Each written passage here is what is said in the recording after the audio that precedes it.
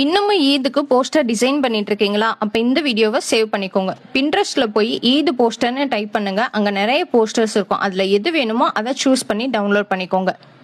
இப்போ ChatGPTல டவுன்லோட் பண்ண இமேஜை அப்லோட் பண்ணிட்டு நான் கொடுக்குற இந்த ப்ராம்ப்டை போட்டுட்டு அந்த ப்ராம்ப்ட்ல உங்களோட பிராண்ட் நேம், கான்டாக்ட், மற்ற டீடைல்ஸ் எல்லாமே கொடுத்து என்டர் பண்ணிக்கோங்க.